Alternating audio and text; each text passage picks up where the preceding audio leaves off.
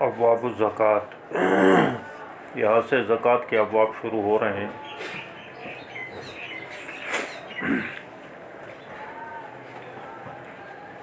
یہ تیسرا رکن ہے اسلام کا، شہادتین کے بعد اہمیت کے لحاظ سے بھی صلاۃ ہے، اور صلاۃ کے بعد زکوٰۃ اور حج، پانچویں نمبر پر حج۔ عام طور پر فقہا یا شارحین یہی ترتیب قائم کر لیتے ہیں۔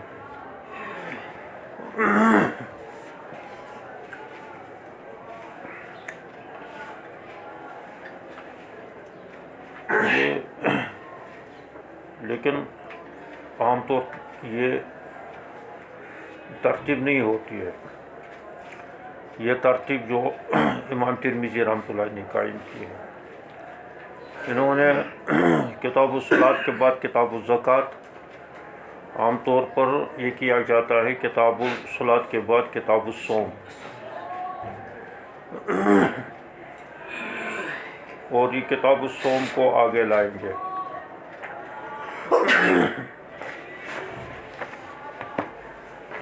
کتاب الزکوٰۃ کے بعد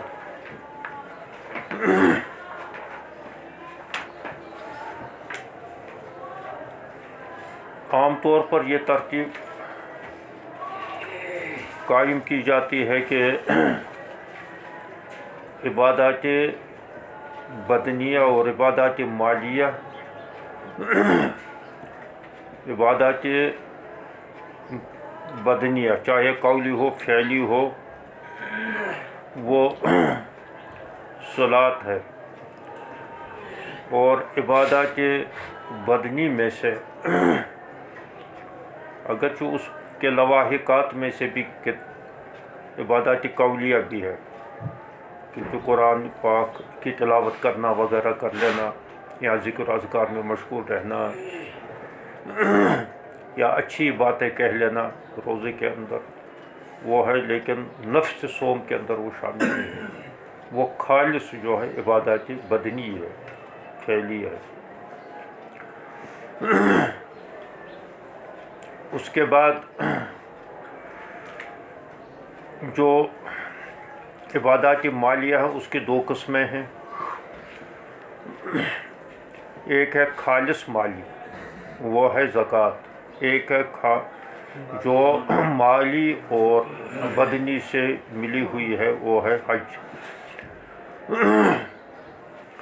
اس میں بدن بھی استعمال ہوتا ہے اور مال بھی استعمال ہوتا ہے، تو اس وجہ سے وہ مرکب ہے من عبادت المال والبدن۔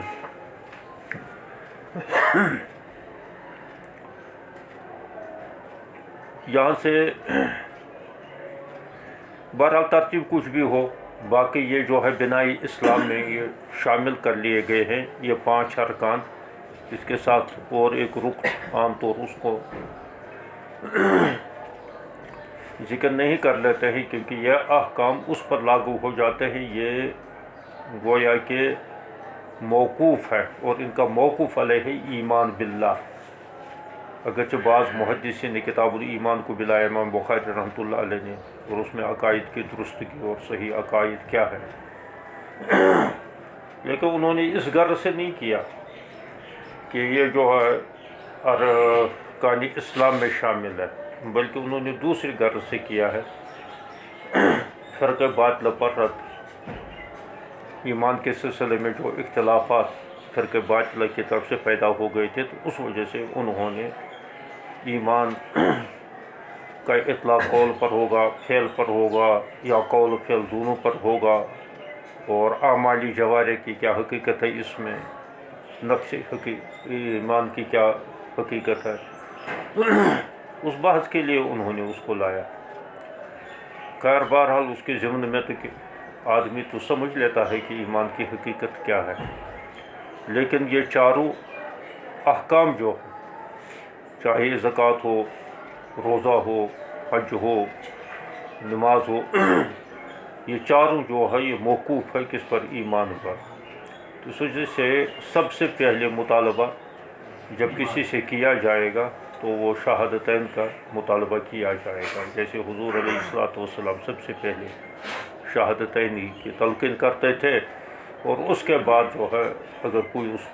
کو اختیار کر لیتا تھا تو اس کو تلقین کر دیتے دوسرے نمبر پر نماز کی، اب نماز قائم کرو. پھر اس کو یہ بھی کہتے تھے کہ اب زکوٰۃ کا بھی خیال رکھنا، زکوٰۃ بھی تمہارے مال پر ہے. پھر اسی طریقے سے روزے کا، پھر حج کا، اور یہ ہوئے بھی بعد میں. زکوٰۃ جو ہے یہ جیسے نماز تو شروع سے تھی، تو حضور علیہ السلام معراج سے قبل بھی نماز پڑھتے تھے، کیونکہ وہ تمام پیغمبروں کی عبادات میں سے تھا. اور حضرت ابراہیم علیہ السلام کے ملت سے کچھ باقیات تھی، وہ حتیٰ کہ کفار مکہ بھی فی نفسی اس کے قائل تھے کہ ہاں نماز ہے، چاہے وہ پڑھتے تھے یا نہیں پڑھتے تھے، لیکن ملت ابراہیمی کی ہونے کی وجہ سے اس کے قائل تھے. اس وجہ سے خانہ کعبہ کے اندر ان کو نماز پڑھنے سے اعتراض نہیں تھا، لیکن نبی علیہ السلام کے نبی ہونے پر ان کو اعتراض تھا، کہ دعوی نبوت پر اعتراض تھا. اور جو چیزیں ان کے رسم رواج، ان کی کفریات اور ان کی شرکیات کے مخالف تھا، تو اس کے وجہ سے وہ بھڑک اٹھتے تھے. خیر، تو نبی علیہ السلام اپنے فطری مزاج، جو نبوت کا فطری طریقہ ہوتا ہے، فطری مزاج ہوتا ہے، تو اس کے مطابق حضور علیہ السلام پر جب وحی نازل ہوئی تو اس کے بعد انہوں نے نماز پڑھنا شروع کر لیا. پھر مسلمانوں کے اندر بھی اس کی تلقین کرتے تھے. معراج کے اندر تو بہرحال یہ فرض ہو گئی تھی، اور مسلمان بھی اس وقت گھروں میں چھپ چھپا کر کہیں دائرہ کر ارکم کے اندر جماعت کر کے کبھی کچھ کر کے کبھی گھروں کے اندر اس طریقے سے نماز پڑھتے تھے. تو گویا کہ کلمے کے بعد، ایمان لانے کے بعد سب سے جو اہم چیز قرار دے دی گئی تھی وہ نماز کے بعد زکوٰۃ کا تصور بھی تھا، چاہے وہ بس انفاق فی سبیل اللہ ہی کی قبیل سے ہو، معروف معنی میں زکوٰۃ نہیں تھی، لیکن پھر بھی اس چیز کو کفار مکہ بھی تقریباً کسی نہ کسی طریقے سے تسلیم کر لیتے تھے. مکہ کے اندر بھی اس کا کچھ لوگوں نے اسی بنا پر جو ہے مسلمانوں نے جو ہے سوال بھی کیا تھا نبی علیہ السلام سے کہ یسألونک ماذا ینفقون، کہ وہ اللہ کے راہ میں کیا خرچ کریں گے. قل العفو، زائد مال جو تمہارے اپنی ضروریات سے زائد ہے اس سے خرچ کیا کرو. تو وہاں گویا کہ کوئی منظم نصاب یا منظم اس کا کوئی ضابطہ نہیں تھا. البتہ جب حضور علیہ السلام ہجرت کر کے تشریف لائے مدینہ کے اندر، تو اور اب اسلام کو ایک قسم کی بالادستی حاصل ہو گئی ہے، تو حضور علیہ السلام نے زکوٰۃ کا نظام مرتب کر لیا. کس سن میں ہوا اس میں مختلف اقوال ہیں، عام طور یہ کہا جاتا ہے 5 ہجری کے اندر. بہرحال جو بھی ہو، تو حضور علیہ السلام نے اس کو آہستہ پورے جزیرۃ العرب کے اندر اس کا نظام اپنی ہی دور کے اندر منظم کر لیا تھا، اور عامل بھی مقرر کر لیے تھے وہ اس کی وصولی کرتے تھے، اور حضور صلی اللہ علیہ وسلم جو ہے اس کو تقسیم بھی فرماتے تھے. جیسے حضرت معاذ بن جبل کو جب یمن کی طرف بھیجا تو اس کو بھی یہ حکم دے دیا تھا کہ ان سے لے لینا، اور ان کے اغنیا سے لے لینا، اور انہی کے فقراء پر اس کو خرچ کر لینا. تؤخذ من اغنیائہم وترد علی فقرائہم. تو یہ حکم اس قسم کے اسی زمانے میں حضور علیہ السلام نے، اور اس کی ہدایات بھی کچھ لکھوائے تھے. حضرت ابوبکر صدیق رضی اللہ تعالیٰ عنہ کے پاس بھی ایک خط، ایک دستاویز نبی علیہ الصلوۃ والسلام جس میں زکوٰۃ کے احکام تھے وہ بھی ان کے پاس موجود تھا، تو اسی کے مطابق وہ عاملین کو حکم بھی ارسال کرتے تھے کہ آپ اس حساب سے لوگوں سے جو ہے اموال نامیہ میں سے، چاہے وہ نقود ہوں، چاہے وہ جو ہے کیا ہوں، یہ مواشی میں سے ہوں، تو ان سے جو ہے زکوٰۃ لیا کرو۔ تو پھر بعد میں یہ اس میں ضمنی طور اور بھی کچھ چیزیں تھیں، تو حضرت عمر رضی اللہ تعالیٰ عنہ کے دور کے اندر تقریباً یہ اس کا سارے تمام کلی اور جزوی مسائل مرتب ہو گئے تھے، اور عالم اسلام کے اندر ایک یہ نافذ بھی ہو گیا تھا اسی دور کے اندر، پورے عالم اسلام کے اندر۔ یہاں جو باب آیا ہے پہلے ابواب زکوٰۃ کے سلسلے میں، جو پہلا باب آیا ہے ما جاء عن رسول اللہ صلی اللہ علیہ وسلم کی منع الزکوٰۃ من التشجیع، منع زکوٰۃ کے سلسلے میں، انہیں زکوٰۃ کے روکنے کے سلسلے میں جو وعید آئی ہے اس سلسلے میں کیا نبی علیہ الصلوۃ والسلام سے منقول ہے۔ یہ اعلیٰ درجے کی ایک صحیح روایت ہے سند کے ساتھ۔ حدثنا حناد بن سری حدثنا ابو معاویہ عن العامش عن معرور بن سوید عن ابی ذر قال جئت الى رسول اللہ صلی اللہ علیہ وسلم وهو جالس في ظل الکعبہ،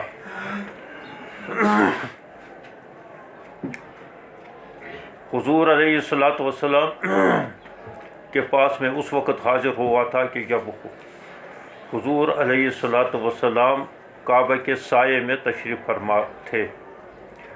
یعنی کعبہ کے پاس بیٹھے ہوئے تھے، کعبہ کے سائے میں۔ یہ ابو ذر غفاری رضی اللہ تعالیٰ عنہ یہ یمن کے اصل رہنے والے تھے، غفاری قبیلہ وہیں کے ہیں۔ اس نے اپنے بھائیوں کو پہلا بھیجا، وہ کہیں قصہ پڑا ہوگا، پھر بعد میں جو ہے جب اس سے اس کا مسئلہ حل نہیں ہوا ہے تو پھر خود وہ آ گئے۔ تو حضور صلی اللہ علیہ وسلم کے پاس آنے کے بعد انہوں نے ایمان بھی لایا، اور وہ اعلان بھی کر لیا تھا اس وقت۔ پھر وہ پریشانی بھی ہوئی تھی بڑی، ان کو انہوں نے مارنا چاہا تھا اس کو وغیرہ وغیرہ۔ پھر کچھ لوگوں نے بیچ بچاؤ کیا ہے کہ تمہیں پتہ ہے کہ تم کس قبیلے کے آدم کے ساتھ چھیڑتے ہو، یہ تو تمہارا ناطقہ بند کر لیں گے۔ یہ واقعہ کہیں پڑا ہوگا، یہ تفصیل سے آیا ہے یہ واقعہ۔ تو بہرحال یہ مکہ ہی کے دور کی بات ہے یہ، کیونکہ مکہ کے اندر بھی حضور علیہ الصلوۃ والسلام زکوٰۃ تو فرض ہو گئی تھی، البتہ یہ ہے کہ اس کے تمام جو ہے احکام مرتب نہیں پائے تھے یا نازل نہیں ہوئے تھے، تو بلکہ وہی کل لفظ کہ جو زائد ہو، تو اسی کو حضور علیہ الصلوۃ والسلام نے حضرت ابو ذر غفاری رضی اللہ تعالیٰ عنہ سے فرمایا۔ فرعانی مقبلت، بس انہوں نے مجھے آتے ہوئے دیکھا، فقال ہم الاکثرون، حضور صلی اللہ علیہ وسلم کو اس کو آتے ہوئے دیکھا،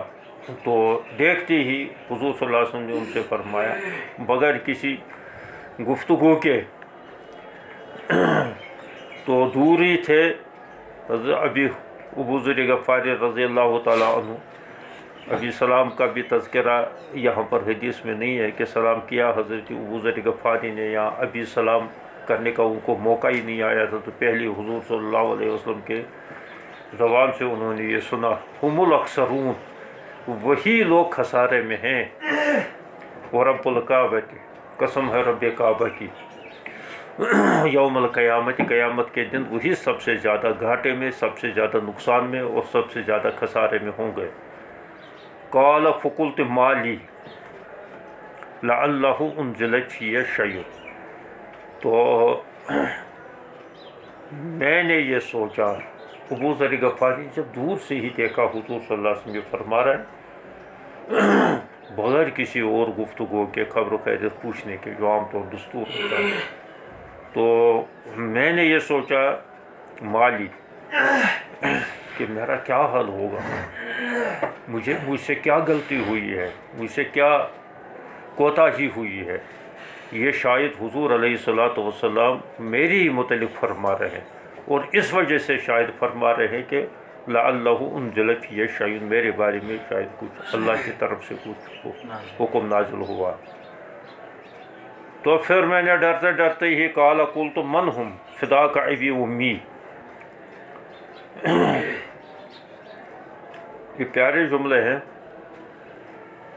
کہ آپ پر میں میرے ماں باپ قربان ہوں۔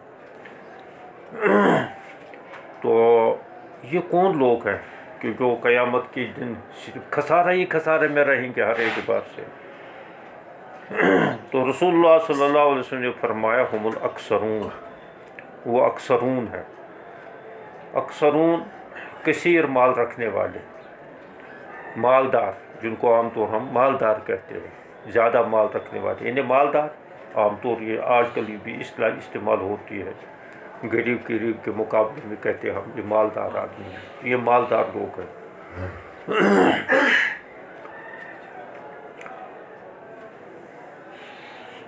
الا من قال ہکذا،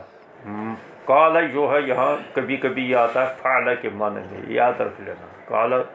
ہمیشہ قول کے معنی میں نہیں آتا ہے بلکہ فعل کے معنی میں آتا ہے، تو یہاں فعل کے معنی میں ہے قال۔ تو الا من قال، مگر جس نے من قال ھذا او ھکذا، جس نے ایسا کیا ہے اور ایسا کیا ہے۔ حضور علیہ الصلوۃ والسلام نے اصل میں یہ اشارہ سے فرمایا، یعنی یہ دونوں لب بنا کر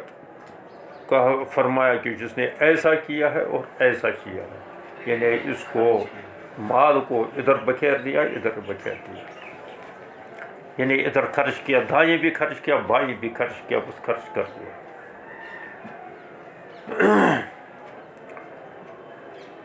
حضرت ابو ذر غفاری رضی اللہ تعالی عنہ کا ذہن اسی وقت سے یہ بنا تھا کہ اس کا مطلب یہ ہے کہ اس مال کو رکھنا ہی مصیبت ہے،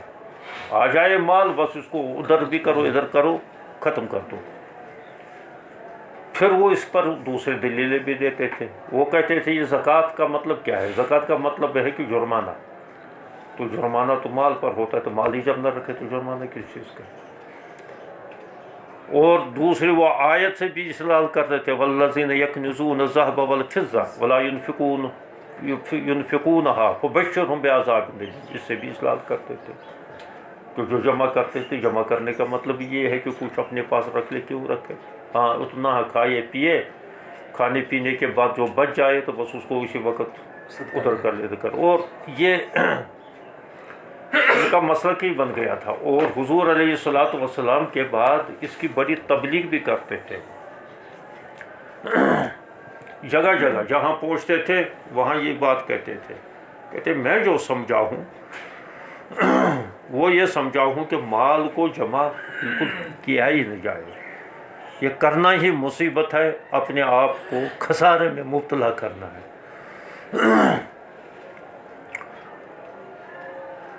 ان کا یہ مسلک ہی تھا۔ اور لیکن دیگر صحابہ نے، جمہور صحابہ نے اکثر باتیں جس کی نئے نئے جو ہے سنتے تھے، یہ تابعین وابعین وغیرہ نئے نئے لوگ ان کی باتیں سنتے تھے، کیا کہتے ہیں یہ، کیا فرماتے ہیں وغیرہ، کچھ لوگ سنتے تھے، لیکن جمہور صحابہ نے ان کے اس سوچ کو یا ان کے اس قول کو تسلیم نہیں کیا ہے۔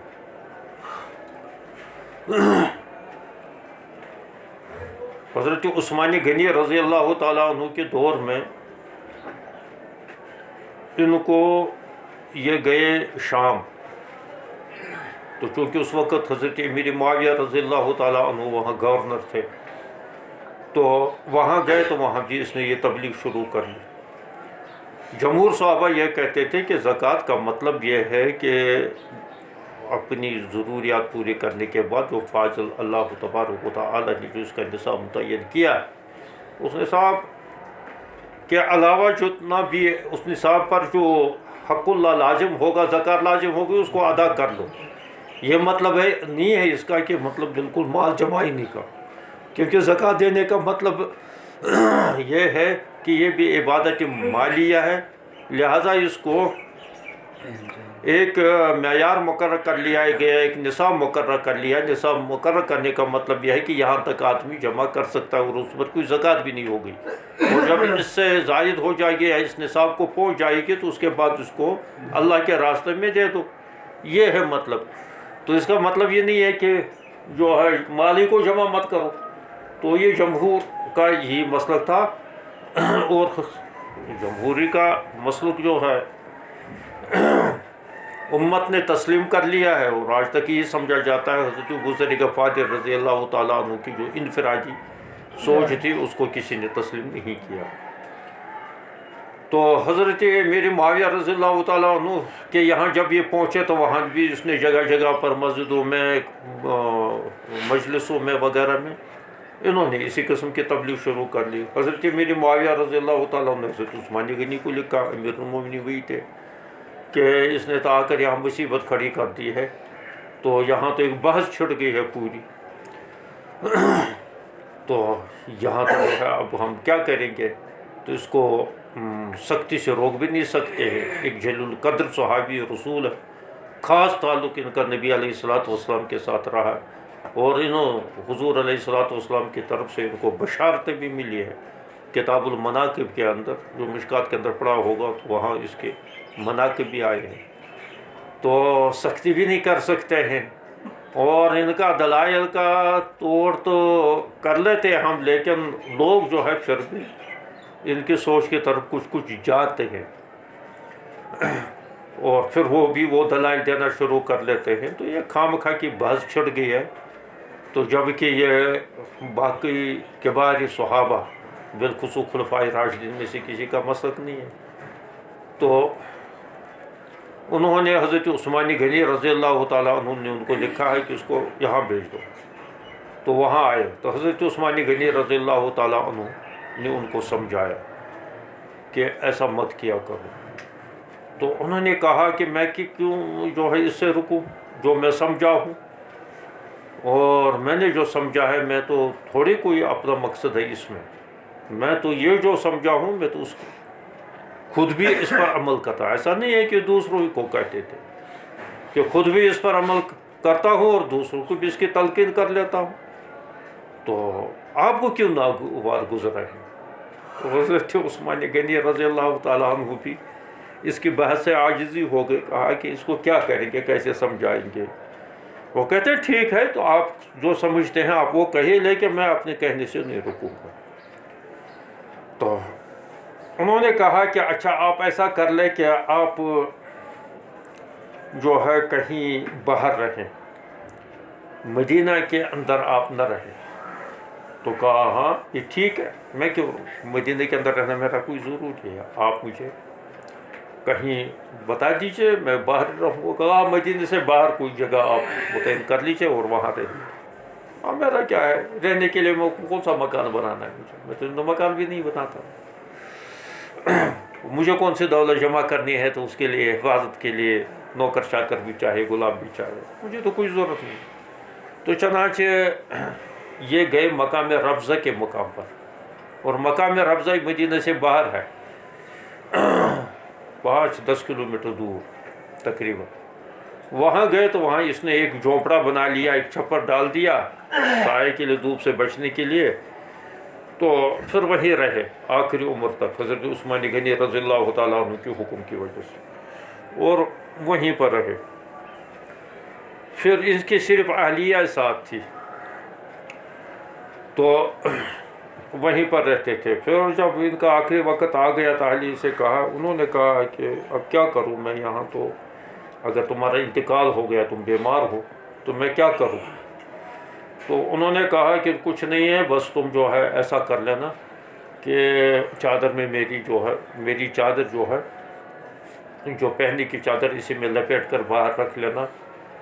اللہ کے بندے خود آ جائیں گے، اٹھا لیں گے، نبی اٹھا لیں گے تو تب بھی کوئی بات نہیں ہے، آ لیں گے اٹھا لیں گے، کوئی دفن کر لے گا، تمہاری بس کا نہیں ہے، اور تو بیچاری کیا کر سکتی۔ تو انہوں نے ایسا ہی کیا، انتقال ہو گیا چند دنوں کے بعد انہوں نے اٹھا کر جو ہے باہر چارپائی پر رکھ لیا یا کسی چیز پر یا زمین ہی پر، رکھ لیا۔ ادھر سے جو ہے اس وقت ایک فوج جا رہی تھی وہاں کہیں جو ہے جہاد کے لیے، تو انہوں نے جب وہاں دیکھا تو انہوں نے کہا یہاں یہ لاش پڑی ہوئی ہے، یہ کون ہے، کیا ہے؟ یہ تو مدینے کے علاقہ، یہ تو کوئی مسلمان ہی ہوگا۔ تو انہوں نے جب دیکھا ہے تو معلوم کر لیا کہ یہ ابو ذر غفاری رضی اللہ تعالیٰ عنہ ہے۔ تو انہوں نے پھر اس کو نہلا دھلا کر وغیرہ ان کو اٹھا کر دفن کر لیا وہیں پر، اور پھر آگے چلے۔ تو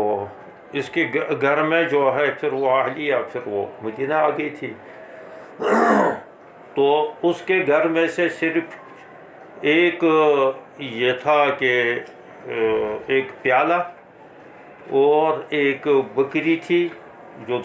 دودھ دینے کے لیے تھی، ایک بکری، ایک پیالہ، اور بچھانے کے لیے ایک ٹاٹ کا ٹکڑا تھا، بس یہ کل کائنات اس کی تھی۔ یہ عمر بھر، حالانکہ اس وقت باقی صحابہ کے پاس مال غنیمت بھی اور وظائف بھی جو متعین تھے صحابہ کے، تو ان میں سے بہت سارا مال اور گھر بھی اچھے خاصے مالدار بھی ہو گئے تھے، وہ زکوٰۃ بھی دیتے تھے وغیرہ بھی کرتے تھے، لیکن ان کے پاس اچھے اموال جمع ہو گئے تھے اور اچھے گزران ان کی ہوتی تھی، لیکن اس نے عمر بھر مرتے دم تک ایسا ہی کیا۔ تو اس میں سے ان کے استدلال میں سے ایک استدلال یہ بھی تھا کہ حضور صلی اللہ علیہ وسلم نے یہ فرمایا کہ یہ خسارے میں ہے، یہ مالدار لوگ خسارے میں ہے، ورنہ سوائے ان کے کہ جو اس کو قال ہاکذا او ہاکذا